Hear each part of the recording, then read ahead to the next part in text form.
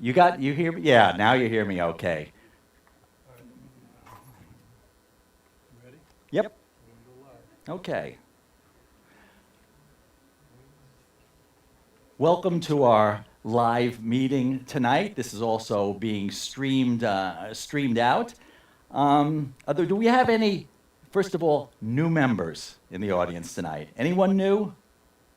No, Brian, you've got a 5-year pin. Well, it's a 10-year pin, so no one new.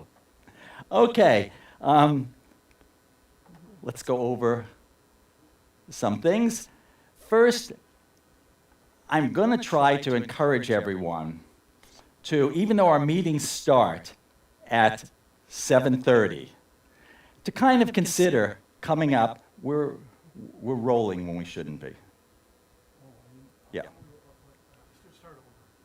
There we go. We start at 7:30, but I'm encouraging people to start at 7. And the reason for that is a lot of members are here beforehand. Once the meeting starts, there's not usually time for talking.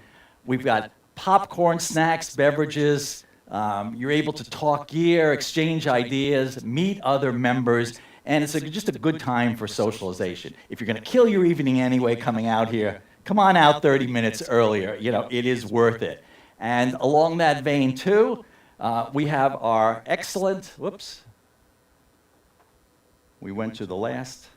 Is it going? It's that, and then it's, Hold on. Oh, you are remote for some reason. I don't know how you got it set up. You're switching. we're going to go manual here. Okay, next slide, please. I don't know how you got this set up. Please stand by, experiencing technical difficulties here. Go ahead. There you go. Okay, No, don't use the remote because it's switching. Okay. For some reason. yes, so, Where am I at here? nope, go back. Hang in there 1 second. This worked before. That's it? That's it. You could hold it there? Okay. Popcorn. Our excellent popcorn. Beverages, only 50 cents. Such a deal. You can't get that elsewhere. Snacks, everything you want. Let's go to the next slide. Upcoming meetings. June 17th, we have another live presentation. Our own Barb Pennington is going to talk about a book that she has actually just written and published, Extraordinary Women from an Ordinary Place, documenting 52 women who have made significant accomplishments from the area here as well. Some of them you will know. Next slide. June 24th, we have a Zoom presentation. Tom Croce is coming back, planning your next photo outing, and this is going to be an interesting one. He's going to talk about, if you're going on a trip, let's say out west or whatnot, how to do your pre-trip planning, how to handle all kinds of encounters in terms of weather, heat, cold, these type of things as well. So it's kind of a how-to when you travel. Okay. Upcoming competitions. July 8th, we have a people competition, our first one of the season, which will be a print competition. July 22nd, nature competition. The deadline for that will be the 13th. And on August 5th, a photojournalism night. And the deadline for that is usually 48 hours before. Upcoming field trips. We have an excellent field trip coming up that was kind of just maxed out immediately, and we're getting a second date to Severance Hall, where it'll be about an hour and a half, I think, behind the scenes at Severance Hall. This one, I think we might have maxed out. You could check on our website, and we are looking for another date, I think, the 29th, but we'll be posting that as well. July 4th, our fireworks boat cruise, which at this point is sold out. Should be exciting. The weather looks good for the night so far. July 7th, that is the Tall Ships, the boat cruise, which is, again, a popular cruise, sold out at this time. Should be really exciting. We did that I think 2 years ago, and it was excellent. July 9th, on a Saturday, is Love and Lavender Farms, which we've done in the past too, and is an excellent one. There's no limitation on amount of people for that, and that is open. A couple of announcements now. As you know, I've sent out innumerable emails and posted. We have a new field trip contest and gallery, which is new. And I'm encouraging everyone to submit pictures. You could submit up to 3 pictures after a field trip that you've been on. There are links to upload them. They don't have to be downloaded or anything like that. The details are on our CPS website under the competitions page on the bottom as well.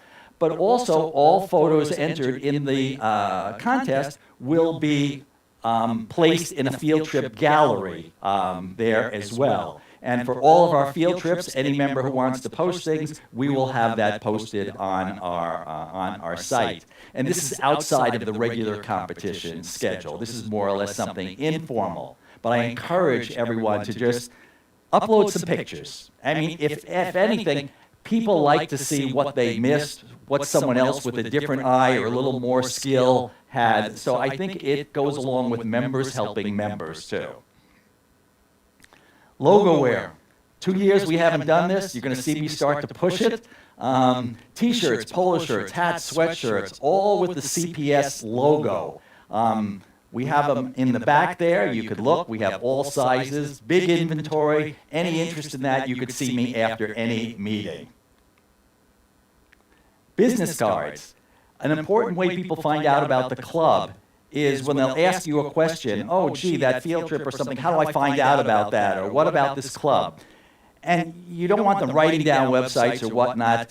I have in the back a whole bunch of business cards there. I encourage people, all members, just to take a few, stick them in your wallet. Someone asks you about the club. It's got our email address and the website on it too. So it's just, it's a nice way of spreading the word. So I will always keep that stocked in the back and just pick up a few there as well. We are offering over the summer virtual fundamentals of good photography. This is for people who want to get a jump on learning about their camera, don't want to wait till the fall sessions. And this is done virtually, meaning you will get, if you pay full price, you get access to all the links of all the sessions from the previous spring session and all the class notes. And anything you miss in terms of the live presentations and the hands-on, since you're a student for life, you could just, for free, attend in the fall and whatnot. So it gives you a jump, and we have a number of students who've signed up for that already. There's more information on our website under the School tab. We started a new thing, the Members Lending Library. On the back, in the back, by the back computer there, in the meeting room here, we have magazines, which just help yourself. Just bring them back afterwards. Magazines never go out of date because if it's a 10-year-old magazine about Death Valley, those pictures are still relevant. It just gives you an idea. And also out in the corridor, we have a bookcase with a lot of photography books and books with innumerable photos in them. Just sign those out if you want. There's a sign-in sheet next to it. Just take it home. When you bring it back, just sign it back in again, too. So that's all free there. And any suggestions, feedbacks, no bad ideas. I don't want to hear those. And I don't want to hear any complaints either. We have our email address, president@clevelandphoto.org. That will come right to me. And on a good note, Dave Bush is coming back. He's coming back for his SIG meetings that are going to start in September, and he's starting it off with a live lecture that he's going to do at the club in September on mirrorless cameras as well. So Dave will be here live doing that to kick off, again, the SIG season, which we haven't used. That's the special interest groups, which are usually the first Thursday night of every month, and Dave will pick a topic, and we'll talk on that. Those have been extremely popular over the years, so that will be returning this September. So, finally, this is, as with all of our courses here and all of our speakers, is going to be live streamed, and you can pick this up on our YouTube channel at any time. So, basically, that concludes the long list of announcements for this first time. I apologize for the little technical difficulties, and without any delay here, I want to introduce Kolman Rosenberg, who is going to kick off our speaker series with his speakers on Masters of Photography.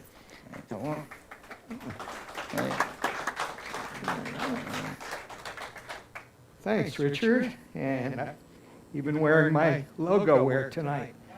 So Okay. put in a plug.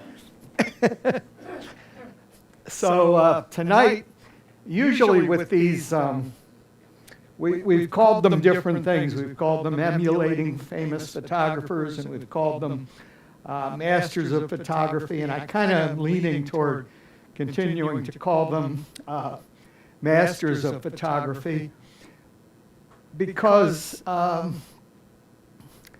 people misunderstood, I think, that word emulate. And we had a lot of people basically sort of copying what some of the photographers from the past had been doing. And that wasn't really my intent. And I'll come back to that at the end of the night tonight and talk more about what do we mean by that. So I think I'm going to call it Masters of Photography from this point on. And tonight we're going to look at three photographers that one is pretty well known, William Wegman, and the other two not well known because they're just average people that have done some things that I kind of found online that made me think about tonight's topic, which is photographers that post humorous photographs, which again is a little different than what we've been doing. Most of the people we've looked at have been either photojournalists, documentary photographers, or fine art photographers. So tonight we're going to look at some photographers that I think will be quite entertaining to you. And the other two, William Wegman is the one who you'll recognize. Most of you will probably recognize some of his work. Then a gentleman by the name of Kenny Deuce and John Wilhelm. So all three of these posted some really entertaining types of photographs. So let me get started here. We're going to start out with William Wegman. You will recognize his work, I think many of you. He was born in 1943 in Holyoke, Massachusetts. He earned a Bachelor of Fine Arts in painting from Massachusetts College of Art and Design in 1965. He then earned a Master of Fine Arts in painting from the University of Illinois at Urbana-Champaign in 1967, and then taught at the University of Wisconsin from 1968 to 1970. In 1970, he moved to Long Beach, California, and taught at California State College for 1 year. And while in Long Beach, he bought his first dog, a Weimaraner. And this is where some of you might recognize some of his work. You may have seen it. So while in Long Beach, he bought his first Weimaraner by the name of Man Ray, which was interesting because there was a Man Ray famous photographer that I think I may have even talked about in one of our earlier emulating famous photographer sessions. But his acquisition of Man Ray began a long and fruitful collaboration. Man Ray, known in the art world and beyond for his endearing deadpan presence, became the central figure in Wegman's photographs and videotapes.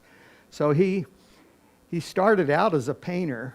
Then he also he painted, he did drawings, he did videos and photography. So he's kind of multi-talented in terms of the art world. When Man Ray died in 1982, Man Ray was named Man of the Year by the Village Voice. He became so well known. In 1986, Wegman acquired a new Weimaraner that he named Fay Ray, and that began another long collaboration. In 1989, Fay Ray had a litter, Bettina, Crookie, and Shundo, which then led to a continuous line of Weimaraners who have worked with Wegman up until the present time. Wegman's work is shown worldwide in leading art museums, and many of the museums have permanent displays of his work all over the world, actually. Wegman's created film and video works for Saturday Night Live, Nickelodeon, and Sesame Street. And he's produced many books of photos as well as children's books. He has quite a number of children's books. Today, William Wegman lives in New York and Maine, where he continues to paint, draw, make videos, and take photographs with his present dogs, Flo and Topper. So, got a short little video here talking about, and you'll get to see him work a little bit as well.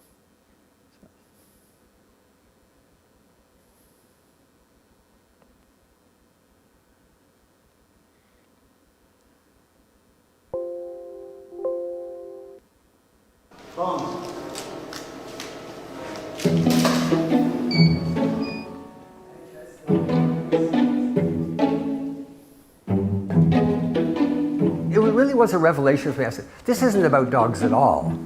This is about people. This is about us. I said, let's call it being human. Essentially, what they reveal in one word is vulnerability. And that's why people chuckle, because partly we're looking at people we know and met, types, and partly we see, yeah, that could be me. Man Ray is the first dog. It wasn't as if Bill got Man Ray as a subject to be photographed, but when he did acquire Man Ray and he took him to the studio, because you have to keep these dogs occupied, Man Ray hated it when he was doing any work that didn't involve Man Ray. So Man Ray would sit in the corner and go, "Ooh." So Bill said, okay, come, let me photograph you, kind of thing. Oh, Man Ray was happy. He'd take a photograph, and then Man Ray would, again, another photograph. So it became a sort of natural thing. Man Ray dies after, I think, about 10 years. Fay Ray comes on the scene. He finds that there's a difference in character. And so he develops a new body of work with Fay, and then she has her litter. And he learns again that each of the puppies has his strengths and weaknesses. Batty is like liquid. Whenever she was sat in a chair, she would just droop all over it, melt all over it. Whereas Fay was much more a kind of regal and prima donna-ish about it. Bill's work is so fluid and organic because it comes from the heart. My favorite work in the exhibition, the dog is Candy, and the work is called Casual, and it's got this bright sweater, a knitted sweater, and she's extremely relaxed. She looks like a well-heeled urbanite, very sophisticated, probably lives in a very modern house, is at ease with herself and her life, maybe a tiny bit bored. That's the image I keep coming back to as the essence of the show. I think one of Bill's great strengths is he has principled ideas about his work, but he's willing to bend them. And jump back to the beginning of his career, he believed that photographs should be black and white, and they should be the size of a page of a book. That's the correct place for photographs. And suddenly he's confronted with this big camera, big pictures in color. And to his credit, after a little resistance, he says, okay, let's go with this. And this Polaroid material lasts a long time until the disaster happens, collapse of photographic civilization. Polaroid goes bankrupt. And so all the photographers who have now learned that it's a medium that suits their interests and they assume will go on forever, they realize they're going to run out of materials. He realizes that the handwriting is on the wall. He's going to have to find a new medium. Not just for himself, but for the dogs, because the dogs will have an existential crisis if they can't be photographed. He does some research, you know, he's logical, he's scientific, and he comes to the conclusion that he will go digital. About this transition, he's always said, you can't be nostalgic. Photography should be of its time. So don't cling to something just because you're used to it. If it's fading away, jump to the next thing. And I think that's a good lesson for any artist, especially in our time, where media can change like this in a question of a couple of years.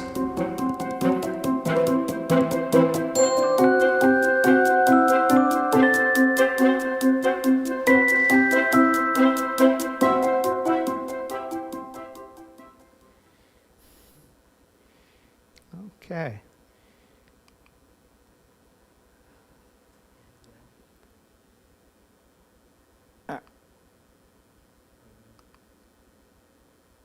No. So how many of you have heard of or seen the work of William Wegman before? Okay, yeah, I thought many of you probably would. Okay. I also, whoops, now we're going, yeah. I also downloaded a bunch of his photos, most of which you didn't see in the video there. A few of them are rather low resolution, so I don't know how they'll show up, but just to kind of give you a sense for some of his other work. I watched another video where they showed how he actually did some of these, and in some of them you'll see actual human hands protruding from the sleeves of the shirts and jackets and so on. And those were his assistants standing behind.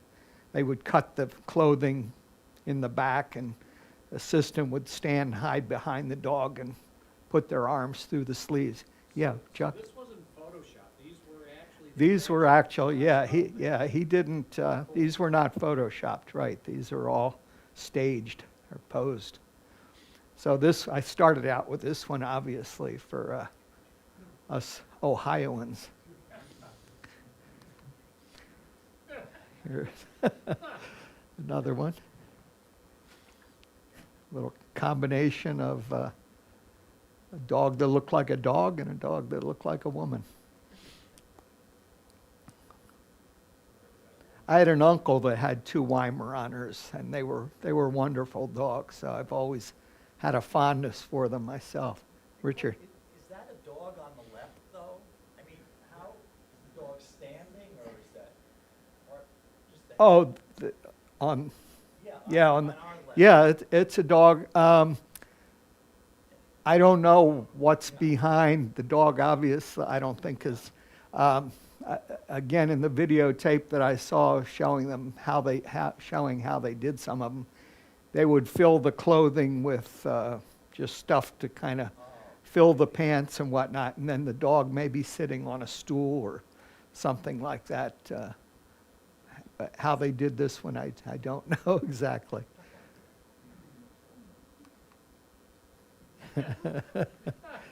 This one reminds me of somebody I know.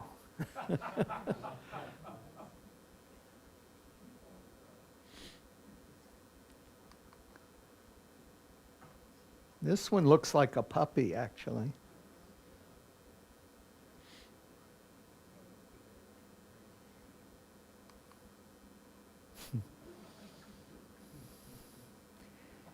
These Polaroids were huge. They were like 20 by 24 inch Polaroids taken with a big, like the wooden box camera back there, only even bigger. It was mounted on the back of a truck. And there were a lot of photographers that used that stuff back in the day until Polaroid went out of business. There may be somebody producing that film again now, but I'm not sure.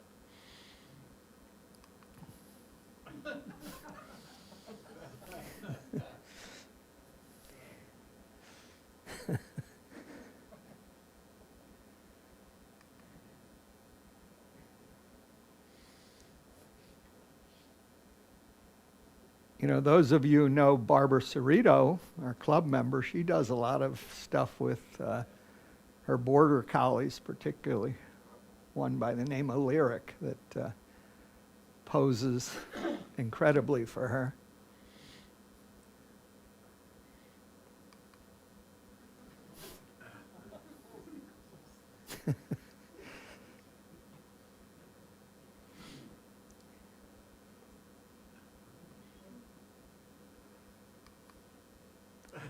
I think this is the one that it was mentioned that just kind of turns into fluid.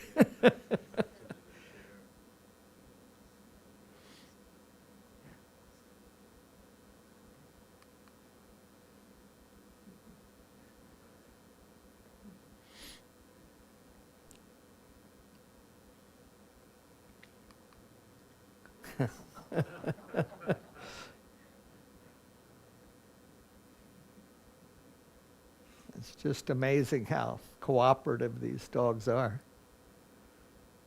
Every Weimaraner I've ever seen have been so high strung. It really? Wouldn't sit still. They just run. Huh. Yeah. I'm surprised you can get them to pose like this. Yeah, yeah. And they probably, I mean, his probably have learned from one another. Yeah.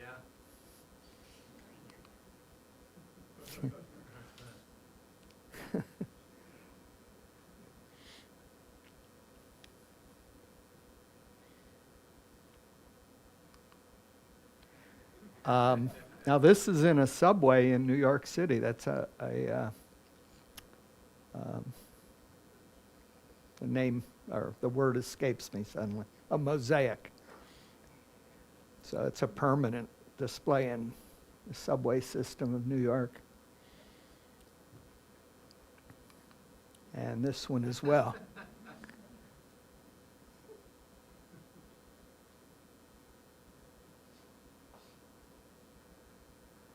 Okay, I think that's the last one on Wegman. Any comments or questions before we move on? No?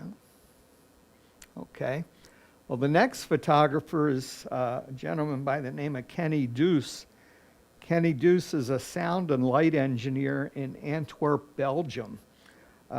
During the COVID pandemic, he chose to stay home from work one day a week to provide child care for his one-year-old daughter, Alex.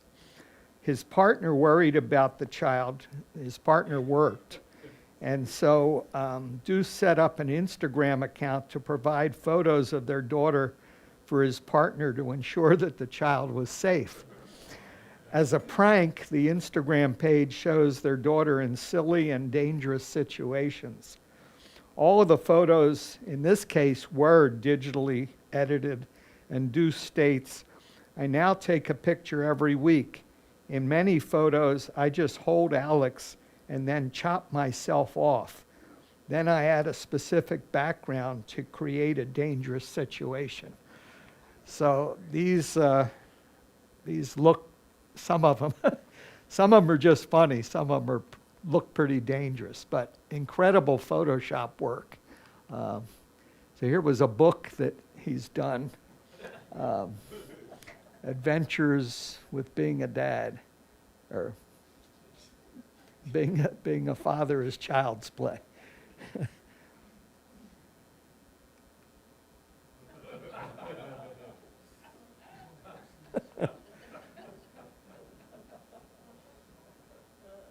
So just picture, these were what he was sending to his partner to assure him that their daughter was fine.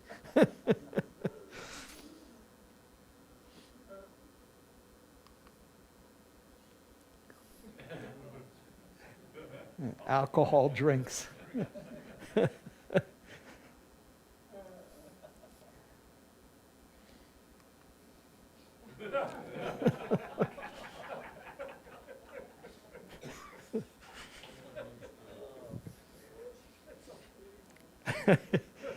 It's really incredible Photoshop work.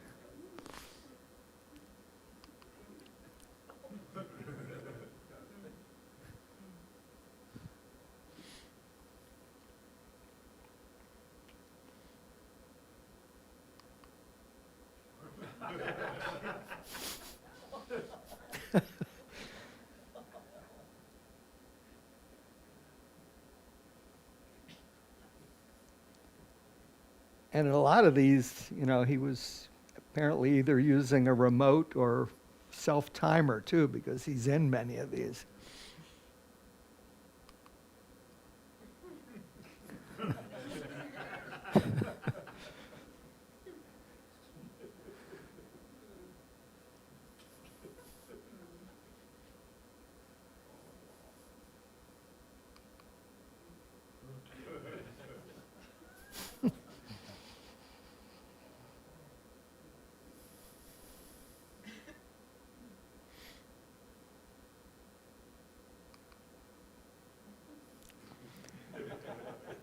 If you can't see, that fence at the bottom is barbed wire. I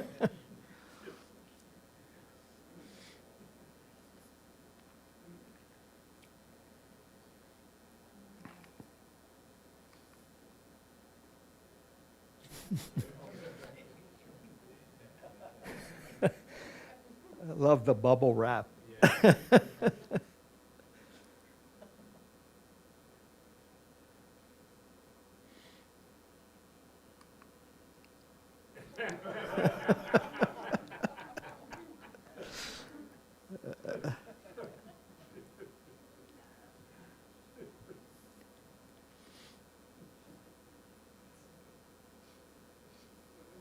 I don't even know how a baby could be holding that pan.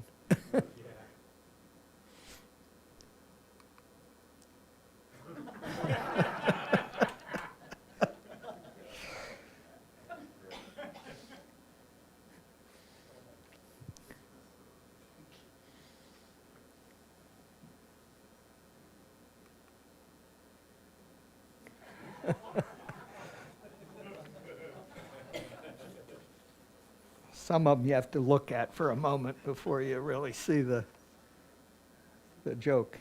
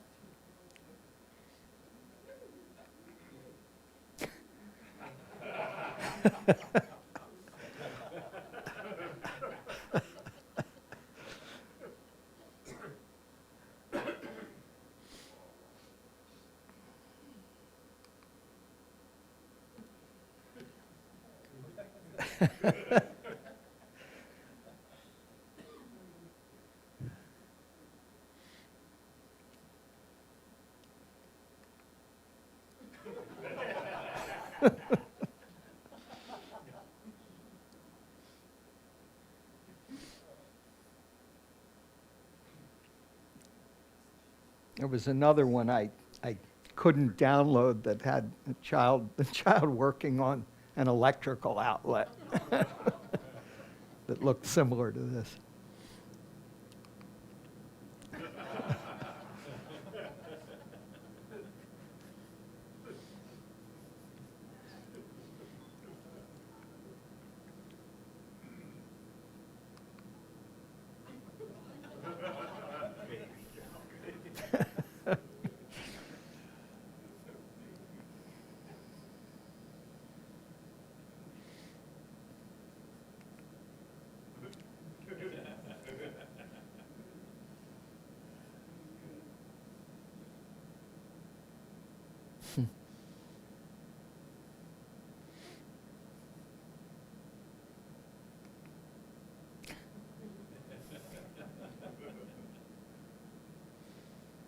So these are obviously over a number of years as we've seen this Alex grow.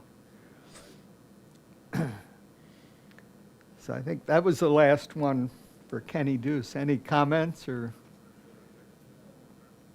He and his partner are still together? As far as I know. Foster care, though. They're pretty liberal in Antwerp, Belgium, I suppose. Okay. The next photographer is John Wilhelm. These are, in a way, these are similar to Kenny Deuce, but done differently. These are all posed using his 3 children. John Wilhelm is a 44-year-old IT director at a Swiss university. He has 3 children and a passion for child photography and digital art. His photos are surreal and eclectic, and he states, "I guess I watched a little too much TV and played too many video games when I was a kid." He also states, "Most of my images are heavily manipulated, but not all of them are compositions." And I think what he means by that is they're not all composites. If an image works straight out of the camera, I just improve it. Beauty retouching, cleanup, level correction, sharpening, colors and tones, emphasize light, etc. What I really love is to bring different images together to create something completely new. So.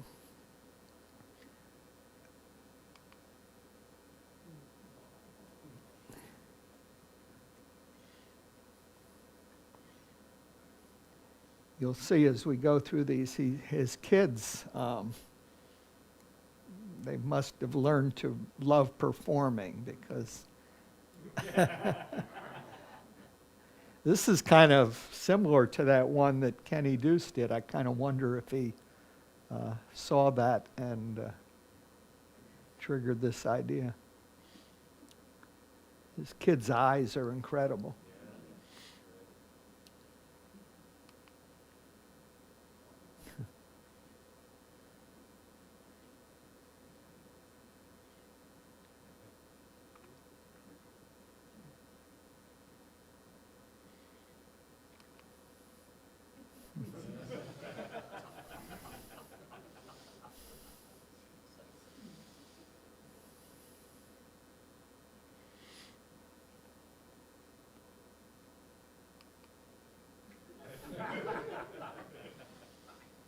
Actually, Kenny Deuce had one very similar to this as well. Every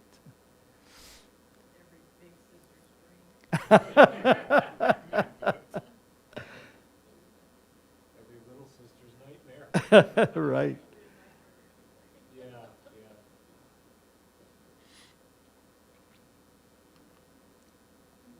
yeah. That must be monkey pox on that foot.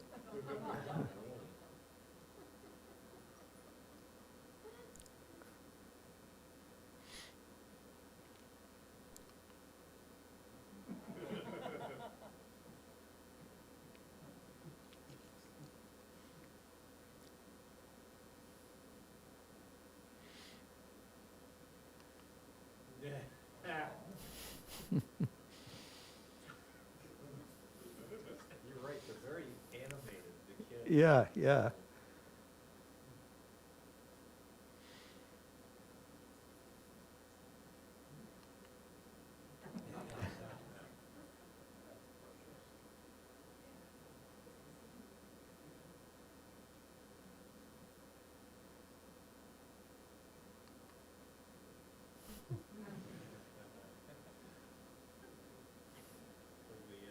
Apparently a 4th child came along.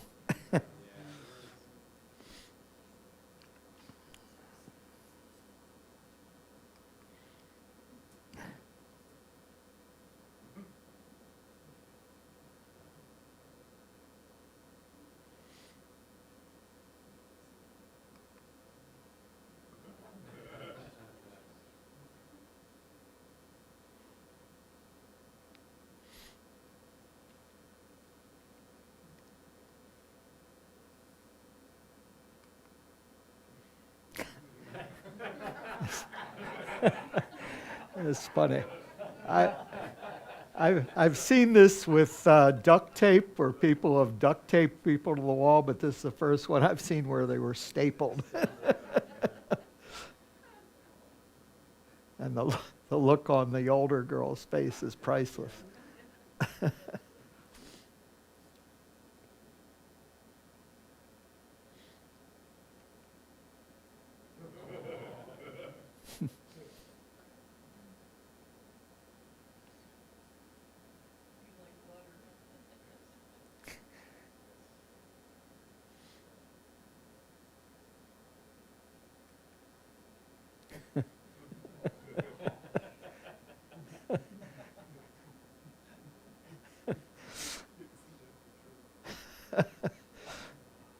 See the fumes there?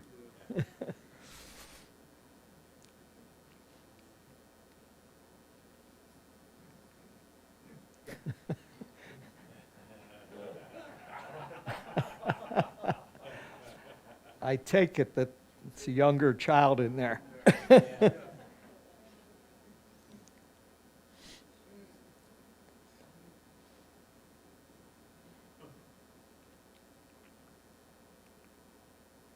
I didn't know quite what to make of this one because it's different because normally they'd be light where the sunglasses were.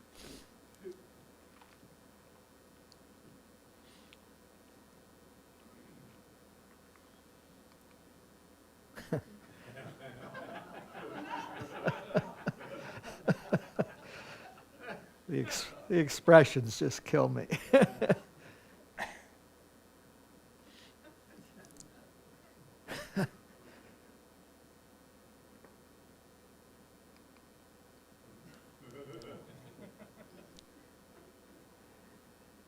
This one I didn't notice right away, but notice the icicles coming out of the shower. Yeah. And also the fingers of the snowman on the shoulders of the two little girls.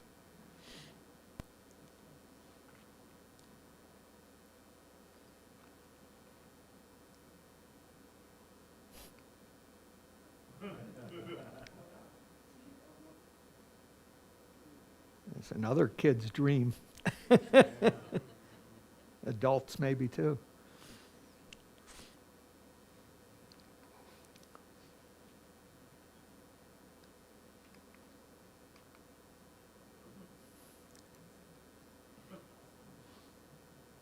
Joe Powell boy did a photo like that. I was thinking about Joe when I was putting some of this together too, that yeah, he's done some tremendous funny images.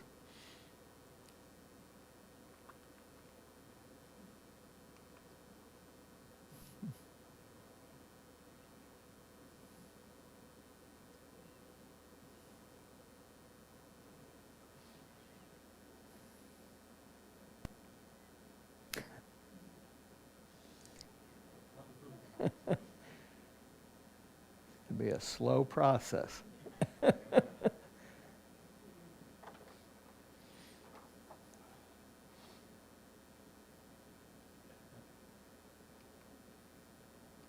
This one shows a little bit of how he put this together up at the top.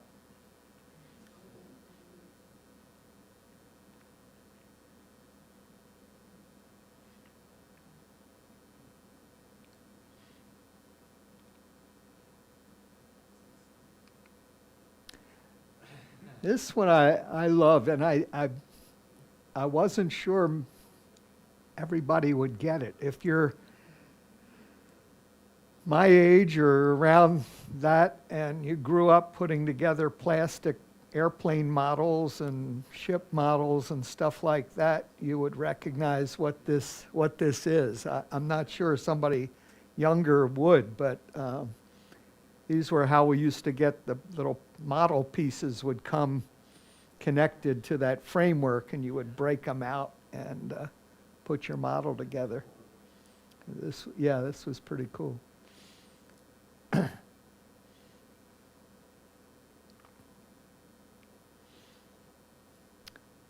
I think that's the last one.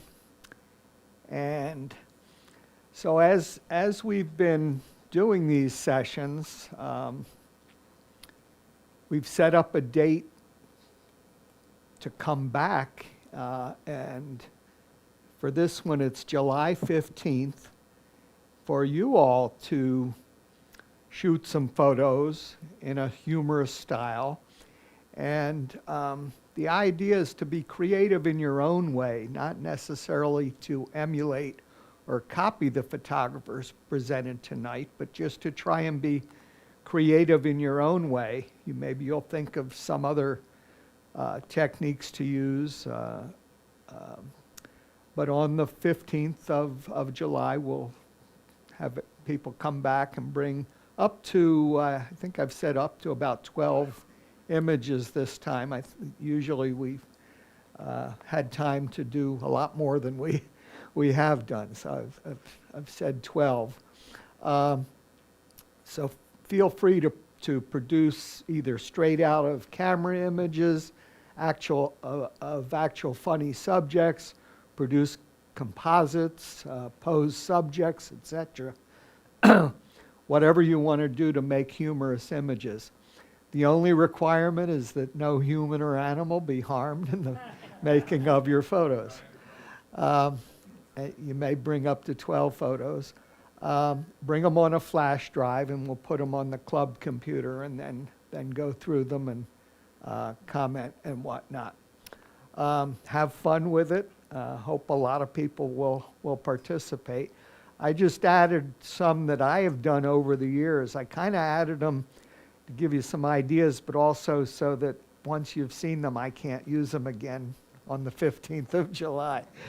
I'm likely to do that. But here's a few that I've done over the years. I bought these little wooden artist mannequins and done some things with them. So the one on the left I called the voyeur. I bought a Barbie doll to go along with that image. I lied and said it was for my granddaughter. But there's my Woody guy hiding behind a bottle of shampoo, looking at Barbie, who's looking in the mirror. The other one was the train. That's an actual boxcar that I photographed in Pittsburgh on one of our field trips a number of years ago, and the graffiti was on it, and so this was a composite where I then positioned the mannequin to look like he was painting the graffiti. I did fair job of even producing a little or painting a little spray paint can in his hand, and so just had a little bit of fun with this. Sometimes you'll just see something that's funny. The sidewalk end signs, when I saw that, I just thought, well, duh. Come on, Kolman, some people have to be reminded. I guess. I mean, it just, I saw another one like this. Somebody else took somewhere else too, so it's not even that unusual. And then the two Canada geese, that was at by the Beaver Marsh in Cuyahoga Valley National Park, and bottoms up or synchronized swimming, whatever you want to call it. It just was a humorous thing that happened to happen while I was there. The one on the left here I did a long time ago. Everybody tells me it's creepy looking, but I had it in mind for a long time, and I finally took the two photos, went to a local golf course and photographed the ball by the cup. They gave me permission to do that on the putting green, practice putting green. And then I took a picture of my own eye and kind of put it on there and played around with it a little bit. Everybody tells me it's creepy. And then the one on the right was, it's in University Circle, that large sculpture of the hand. And I was there photographing it along with some other things, and saw this guy walking down the sidewalk, and I kind of said, oh, I think I think something's going to happen here that I can make a funny photo of. So I waited until he got to that point and took the shot. And this was my favorite. This was a cold winter day. I decided to put my two Woody people in a pot on the stove and have them turning up the heat as if they were in a hot tub. And I photographed them it was an empty pot, so then I had to kind of produce the water, which for me at this time, this was 2010, I think? Yeah, that was a challenge for me at that time, but thought I wound up pulling it off pretty well. Right, you just put water in the pot. I didn't want to ruin them. I was gonna say, how did you get them to keep from floating? Yeah, that might have been a problem, although I could have given them concrete overshoes or something like that, I suppose. But I still have, I have 3 of these figures. I also bought some new ones that are wire that you can kind of see through, and I'm planning to do some with those too. Maybe that's what I'll do for some of them for the 15th. So that is it. We can go.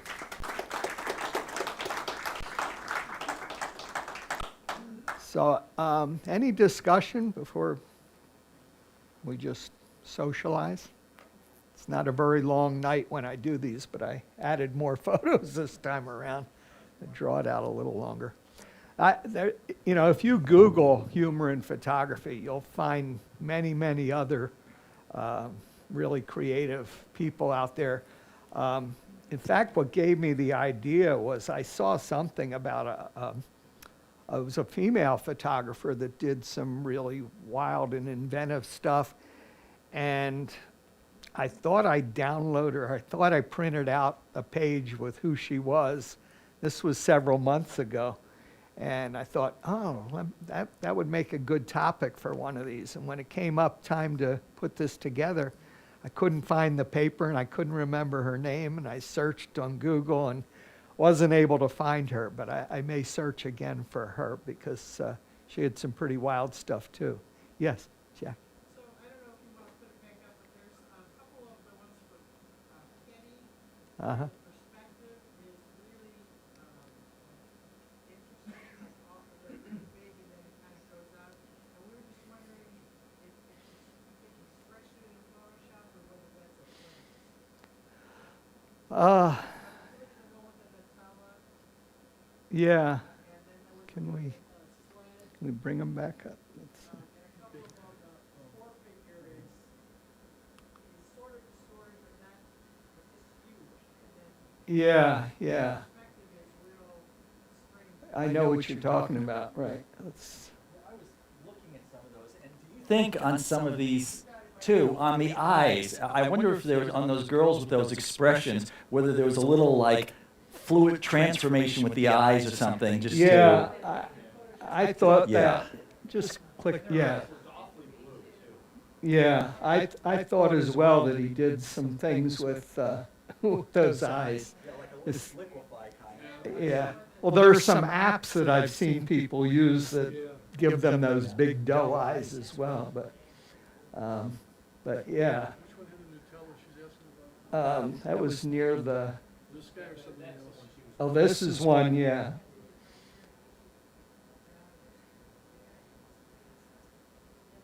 So we're thinking back here that it might be ultra wide angle lens. Could be. Yeah. Yeah. Yeah. He's. Tell which ours was that? It was near the end of his, up a couple.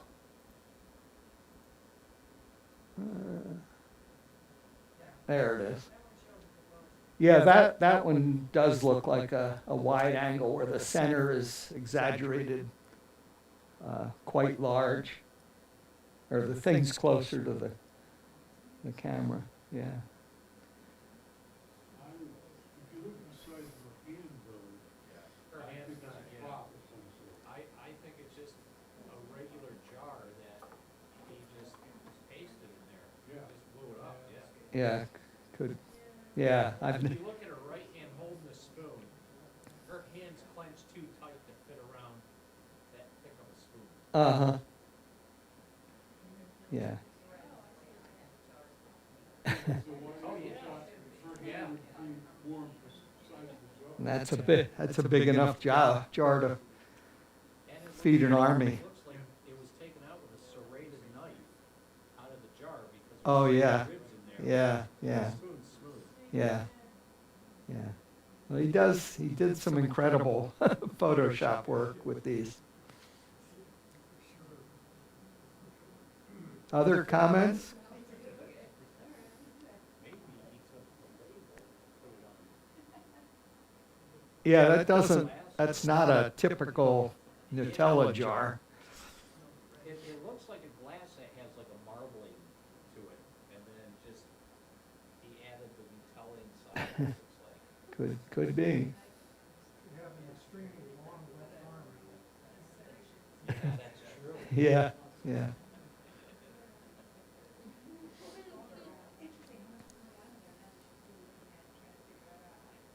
Yeah.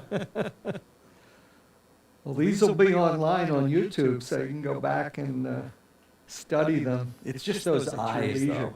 That, Yeah. yeah. Either she's a great model or. Well, that's pretty, that's pretty consistent in almost all of them, is the eyes, the big eyes with these kids. I think he whitens them, it just gives them that pop. That could be. Yeah. There's one of the girls has almost like a signature expression that's in a number of the images.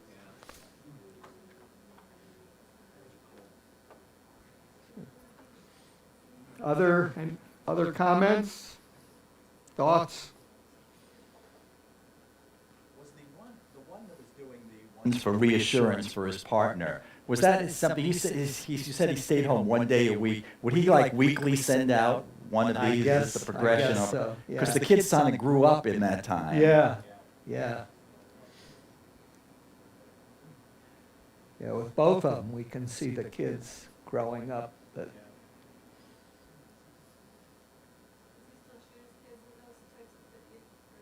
as far as I know, most of the information I got on both all three photographers was from Wikipedia, and then also some magazine articles that have been done about them. And it was relatively current information. So. Other comments, questions? Hopefully, trigger some ideas in your own minds about some things you can do, and use your own imagination. Hopefully we'll have a good turnout on July 15th and have some more laughs and wonder at how you did it. Yep. In some cases. Yep, so July 15th, again, bring them in on a flash drive, no problem, we'll pop them all on then and have some fun. Right, So, right. thank you very much, Coleman. Thank And, you all. Thank you all for coming. Kind of an early night, but stick around and socialize. There's still popcorn.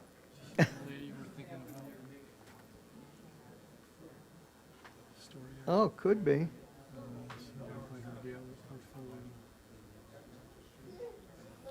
She's got, Oh, she's the one you were thinking of. yeah. Yeah, let me write that down. She's story art. She's an Australian artist. She's really good. Yeah. I've seen how she manipulates them. Uh-huh. And it takes some talent. It's a real skill. Karen, ALSOP. Karen, A-L-S-O-P. Here, if anybody's interested, Rich just found a lady by the name of Karen Alsop, A-L-S-O-P, who's an Australian artist who does some pretty incredible stuff too. So I'll be checking her out.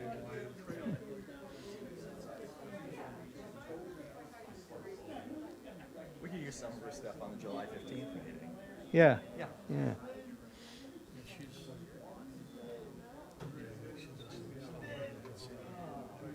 Yeah. I've seen, she did this like story about Alice in Wonderland. It was Oh yeah. really Yeah. But she showed how to do the shadows behind people, make sure they're right and all that, the lighting. I did that on the guy on the graffiti one. I had to add some Yeah. shadows Yeah, before it's important, 'cause before it looked. Yeah, you look at it and you know something's wrong, but you can't necessarily put your finger on it.